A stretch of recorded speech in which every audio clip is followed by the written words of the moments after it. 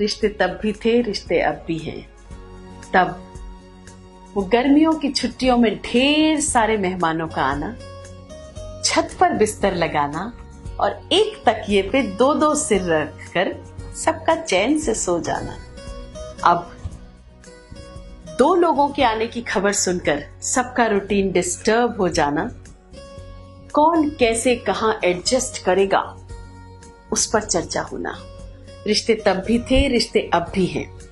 तब वो चाची काकी बुआ मौसी का पूरे हक से हमें डांटना और बच्चों का बड़ों की डांट नीची नजर झुका करके स्वीकार करना। अब वो हमारी इंसल्ट क्यों करते हैं, उन्होंने हमें ऐसे क्यों कहा, ईगो एटीट्यूड और तेवर दिखा करके बच्चों का बड़ों से नाराज हो जाना। रिश्ते तब भी थे, रिश्ते अब भी हैं।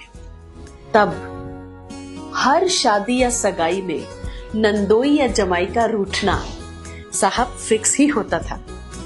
हर शादी या सगाई में नंदोई या जमाई का रूठना, लेकिन सबका एक साथ मिलकर के उन्हें मनाना, रोना मुस्कुराना, गले लगना और फिर से सबका एक हो जाना।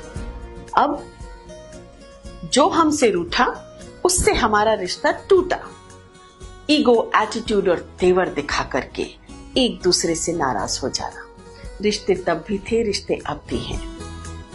तब तीज त्योहार पर सज संवर कर सबका एक दूसरे के घर जाना, गुजिया मिठाई खाना, गले लगना और खुलकर त्योहार मनाना।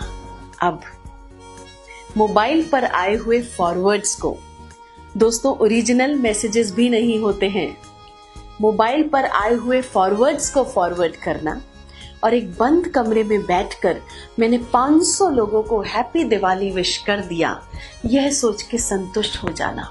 रिश्ते तब भी थे, रिश्ते अब भी हैं। तब एक छोटे से मकान को ढेर सारे लोगों का घर बना करके रहना, ढेर सारी रोटियां बनाना, झगड़ना लड़ना, आंसू बहाना, मुस्कुराकर गले लगना और एक हो जाना।